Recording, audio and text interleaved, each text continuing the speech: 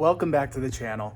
Today I'm going to go ahead and get into redoing the welds that Rory did. Not because he did anything wrong and it would probably hold forever, but because he was limited in space and obviously with time.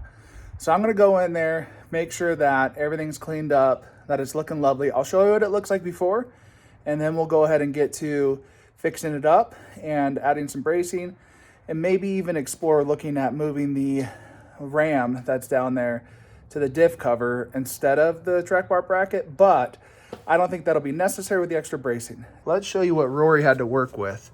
So we're out on the trail and this breaks, comes off, peels off. We're able to push it back, but he's working with not going to go ahead and clean everything up. He's going to use a stick welder. He did a terrific job, honestly, with all this stuff in the way. Look at all this. He got welds down in here. He got weld in here. He got weld underneath. So just showing that a little bit better. Let's see if I can get up in here. I don't know if the camera's catching any of this. I can't see because it's so tight even for my head to get up in here. He welded all that and added that gusset in there and got weld in there. So I'm gonna cut that gusset off because it's holding it in place and I need to go ahead and move it. I'm gonna press it a little bit tighter against the tube back there. But before I do it, I also have a torn boot, all kinds of stuff. So I'm gonna take off the ram. I'm gonna detach the drag link and the tie rod because I also think I took a bend in the tie rod there at some point. See if we can get that warranty through fusion and kind of go from there.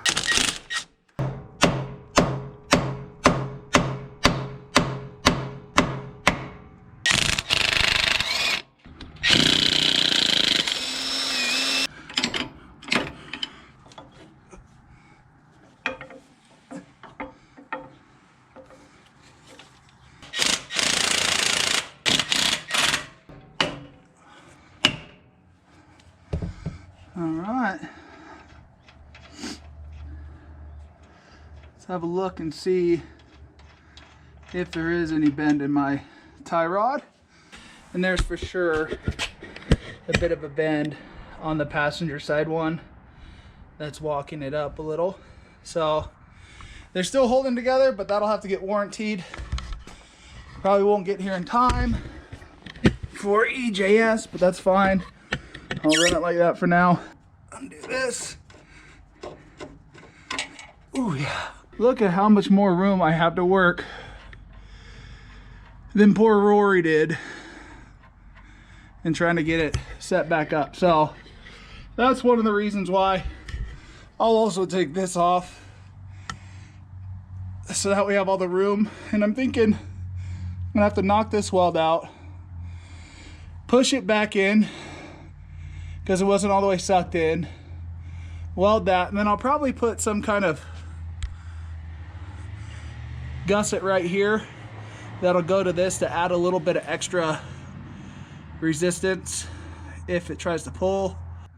He did really good with what limited space he had. So let's see if we can fix it up more. Well, I've decided that I'm gonna go ahead because I'm gonna be welding over here. Might as well weld here and get this taken care of and at least have it as an option. I don't necessarily have to use it, and that'll get it from rubbing on this diff cover too. Now, because this is set up so that this ram goes out this way to turn driver, I think I have to flip this.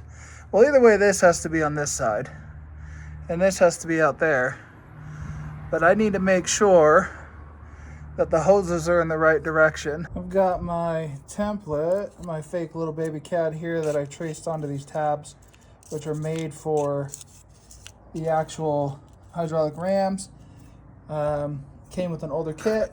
So I got these. I'm gonna go ahead and cut these out and make sure that they fit just like this onto the diff cover. Got these babies cut out now so they match the size of all this. Time to go ahead and get them over to the diff cover and get some alignment done. I'm gonna have to figure out to make sure I have it the right height and all that stuff and kind of go from there. As I look at this over the top, here's what I did. I bolted it on there so I have my spacing correct. And it's looking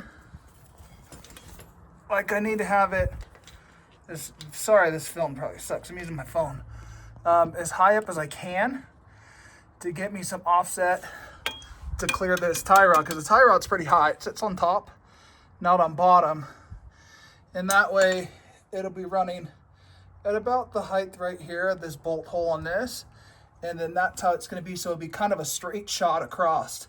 It just so happened to work out that these cut off pieces, I can cut here and use these small triangles as gussets on that track bar mount to kind of shore up the far side. They needed to be really small anyways to go ahead and fit between the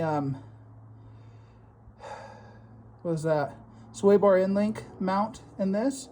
So I'm figuring at least one of these. I'm going to cut both of them. If I can fit two in there without causing problems, I'll do it, but that should add some extra firmness to try to stop it from getting torn away. Smallest gussets you've ever seen, but they'll add strength. So they're still pretty hot. I cleaned off the mill scale so they're ready to get welded in. So it's about time to start breaking out the welder, but I wanted to just do it all at the same time. It's getting a little warmer outside. I mean, it's probably high 40s, maybe 50 or low 50s. So I still am going to heat up the actual metal on the tube, on the axle and stuff to get all the moisture out of it before I weld it in, but there we go. We are ready to start welding. Let's go ahead and take a quicker look real quick at the setup that Rory did. Those welds are nice and good with a little bit of in-cut, but that doesn't bother me. I'm still going to go over this again just to go ahead and strengthen that up, and I'll probably bust across here and across here to solidify it. And then I'm thinking I'll drill a hole right through here just for drainage, because it's kind of got a plate and I don't think it needs to, you know, rust up. I doubt it will. But he threw a weld here, here, underside, underside. And then this is the weld that I cut out. And I'm going to go ahead and try to wrap around the top and come down through here. And then these little gussets that I made will go in here and try to tie it in to give some extra strength so that this doesn't get pulled away here. So I have two of these. I don't know that two will fit. We'll see how that goes. And then I'm ready with this baby to go ahead and weld her on in here. And I'm also going to throw a little bit of weld on the cover and some of those deeper grooves and sand it down flat.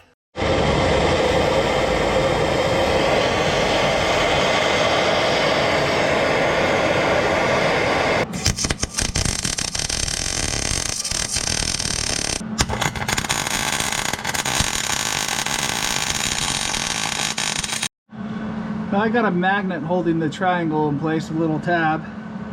So hopefully that'll work for getting it tacked in, and then I can pull that off and get to welding that on.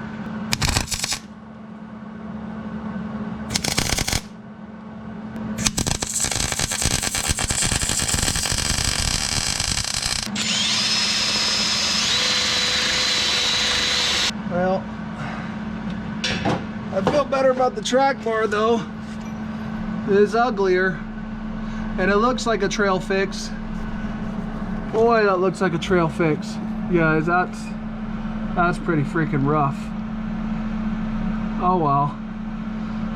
If I want to change it again, I'll just cut everything off, cut the whole bracket off and throw it in there. But that's nasty looking. Yeah.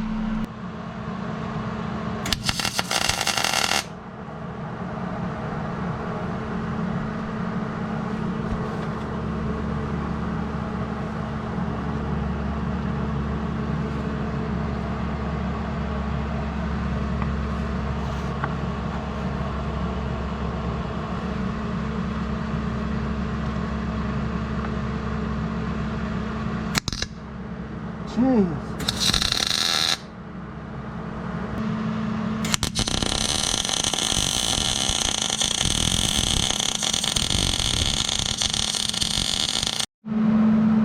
One of the worries that I had was how far is the stick out past the, and it's not much at all. Like I said, I'm gonna throw a little bit of weld in here and then flap that thing flat. Just I don't really need to, but I'm going to. And that came from actually the bolt that bolts through this, rubbing on this as it went by, because it gets really narrow here with that tie rod. So that's where that came from. So I'll go ahead and weld that in there. Couple passes, just like right through this bubble gum. Sand it off and let this thing cool off, wire wheel, clean it up, and we'll see how she went. We are ready to go ahead and flip this around now. Now I'm labeled it as it is in my standard position, which the passenger hose is here, the driver hose is here, which is correct. Now I just gotta flip this around.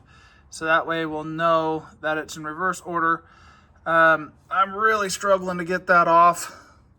I heated it up, got the end off, scarred this up a little bit, which is not my favorite. I might have to take some like filts or something to polish that up. I don't want it messing up this, but I can't get this to unspin because I need it to go all the way back here. I could cut it off, but I'm trying to avoid that. I need all the extra room I can get. I'm gonna gain about a 1/4 inch in the rear. So the black area that I marked, I'm gonna cut off so I can seat it all the way up to this, and then, you know, just tighten it down in the back. We had plenty of mud and junk that I scraped out of there, and then I pumped new grease to get some of the old bad grease and dirt out of it. So some of that black. And then this joint is still super stiff, so I'm gonna work it on there. I got a new boot. Time to throw that on, get that set up, and the retaining clip on it.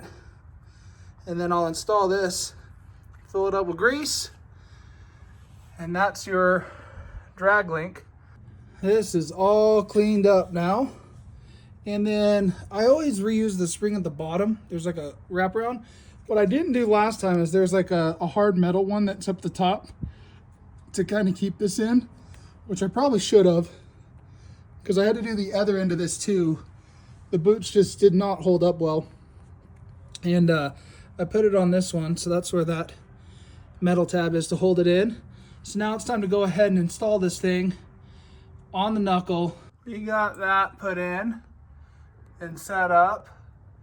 So I got a nut on it. I don't know if it's the right one or not. It might be the tie rod ones. But I'm gonna go ahead and cut the edge into this to see if I can get this loose.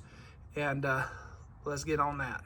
A Dremel cut it a lot deeper than others. They're wider, should I say. So, but let's go ahead and throw the old screwdriver in there and see if we can break it loose.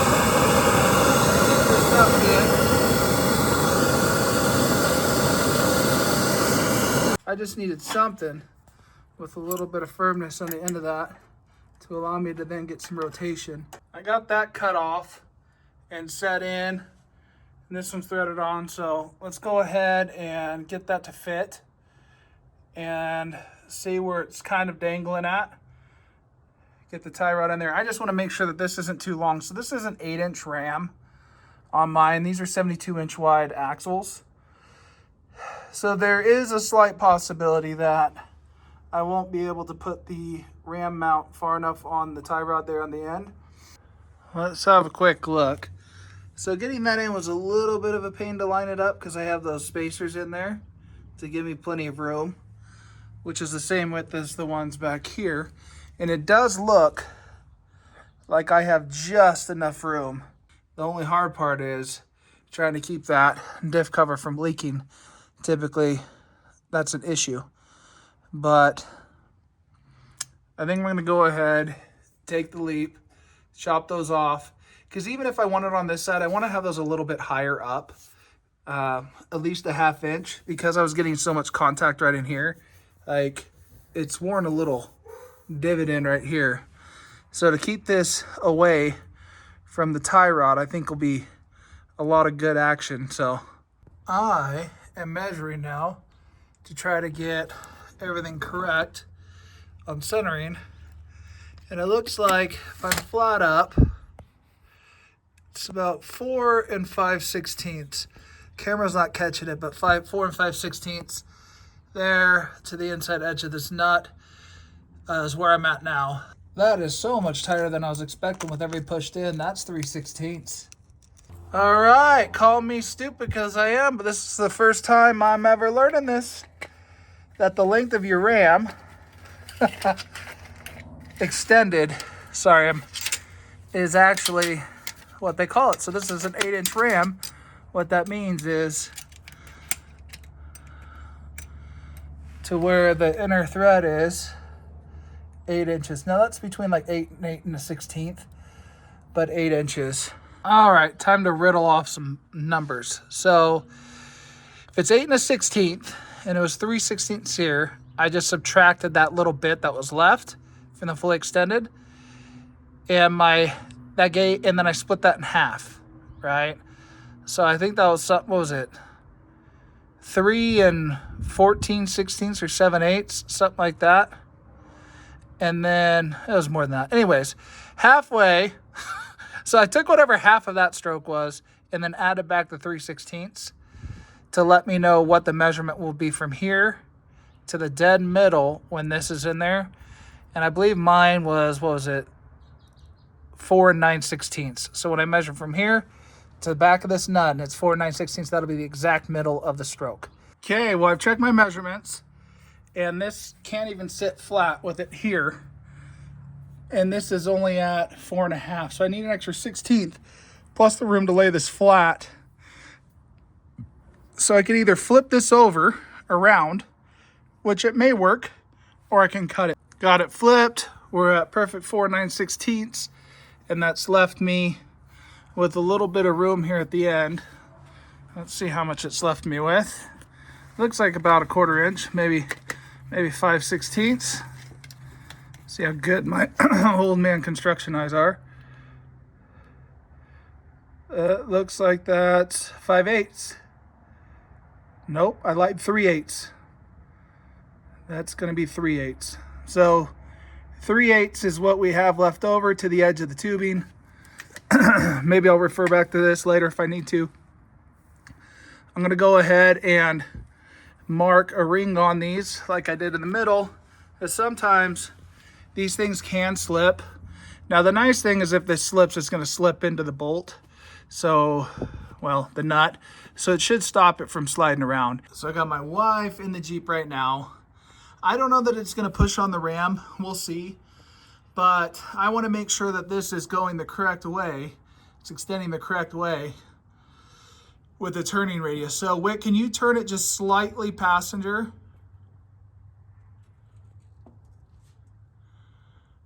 Okay, driver.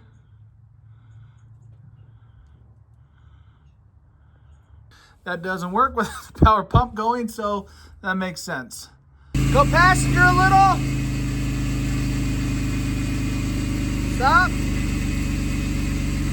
Driver a little. Go back, driver.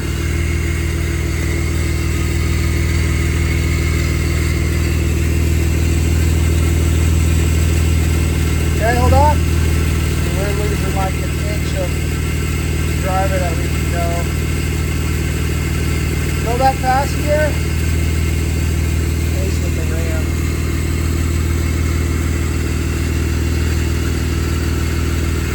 Okay, this is where we ended.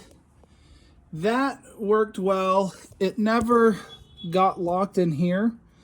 I didn't pay too tight of attention, but this was pretty much straight the entire time. The nice part is the angle that I have has that ram pretty level. It's no longer hitting the tie rod.